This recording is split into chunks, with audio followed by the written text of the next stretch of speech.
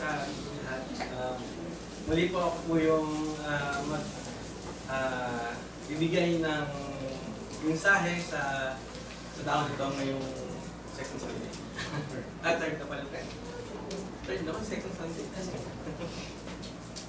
Sa mga kapatid, ang ihahin ko ngayon sa baptism sa atin, naalala ba natin mga kapatid na kung minsan may mga pagkakataon na nagkakaroon tayo ng kaalitan. Kung minsan, sa trabaho natin, mahal sa buhay, kapatid, magulang, yun yung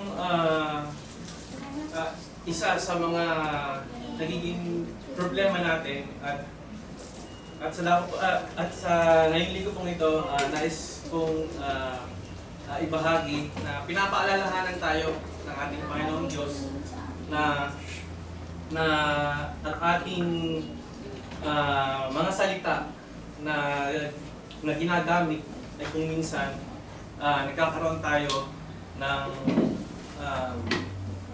pagkakamali. Nais ko pong ibahagi sa inyo ang Proverbs chapter 18 verse 21. Sinasabi po dito sa Proverbs 18 chapter 21 kung gaano ka-powerful ang ating mga salita, kung gaano ito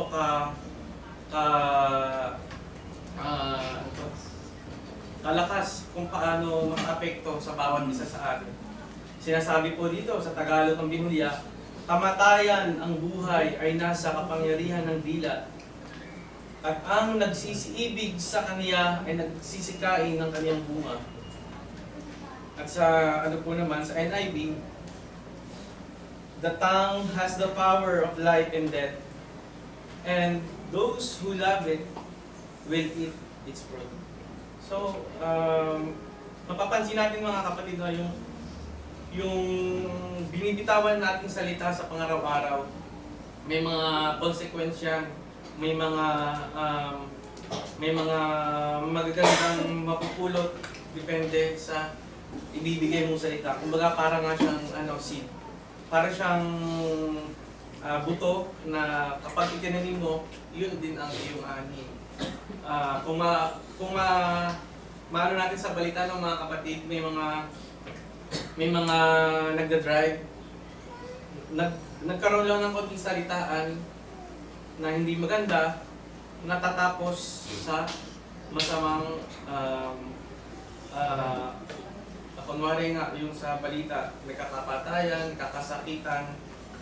Pero what if baligtarin naman natin, huwag yung puro kasi nga po sinasabi dito, ang salita ay posibleng maging kamatayan o buhay ang ibibigay sa atin. So, ibig sabihin, hindi naman sinabing kamatayan na namamatay ka. Ito ay pwedeng distraction.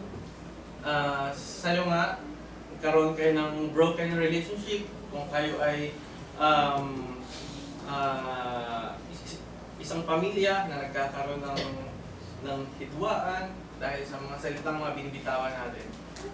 Pwede ding spiritual, kung minsan nakakalimutan natin na makinig ng mga salita na dapat kakabuhay ng ating spiritual. Katulad niyan ni Brother Jason about sa baptism.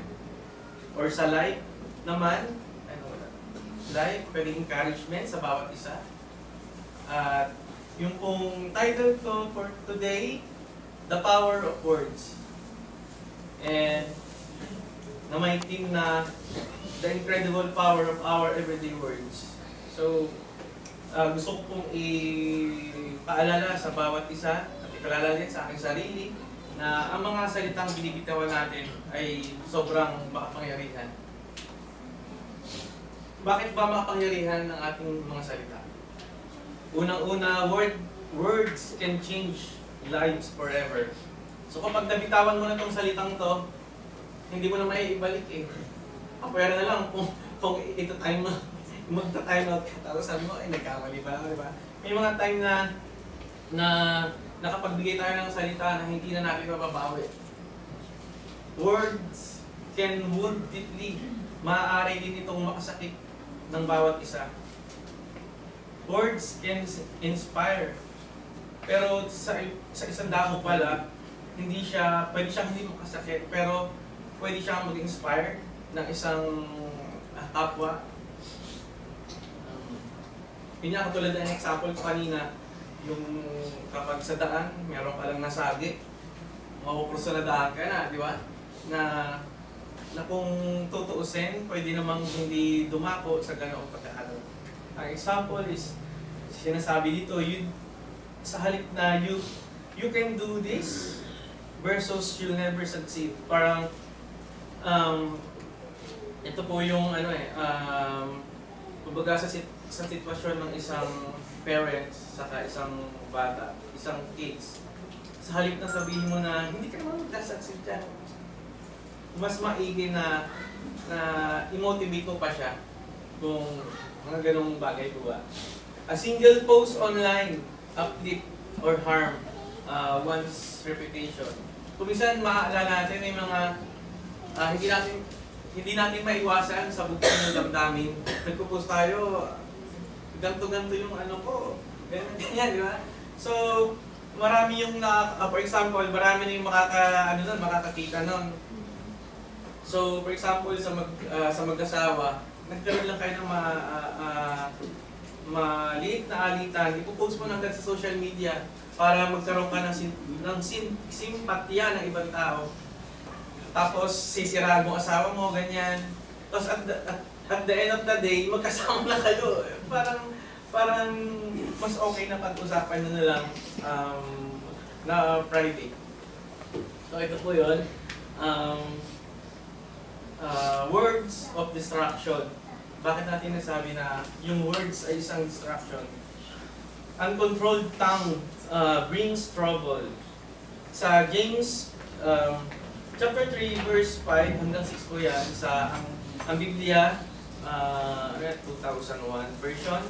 Gayun din naman, ang dila ay isang maliit na bahagi, ngunit nagyayabang ng malaking bagay.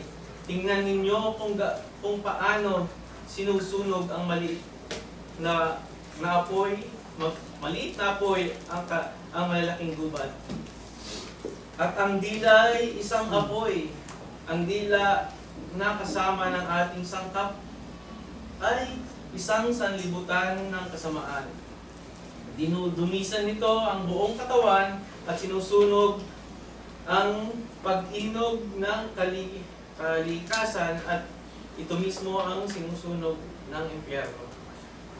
So, pinapakita ko dito na ang simpleng salita na sabihin na kunwari, ipagkalat mo dito sa ikismis mo yung kapitbahay mo pero hindi mo naman alam yung katotohanan. Buong buhay niya yung maapektuhan. Buong buhay niya yung niyuyurakan mo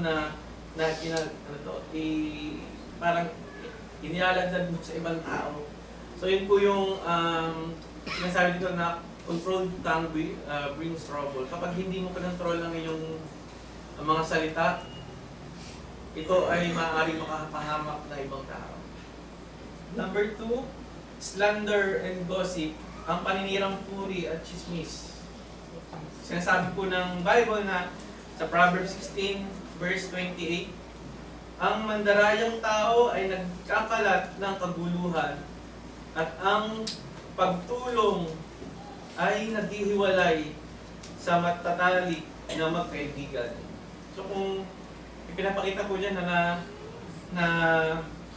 sa dalawang tao na nagkakaroon ng siraan, nagkakaroon ng kumbaga separation doon sa relationship nila nang dahil lang sa simpleng salita. Na kung tutuusin, kaya namang resolbahin ng sila lang. Example, sharing a private conversation with others can break trust between friends or family.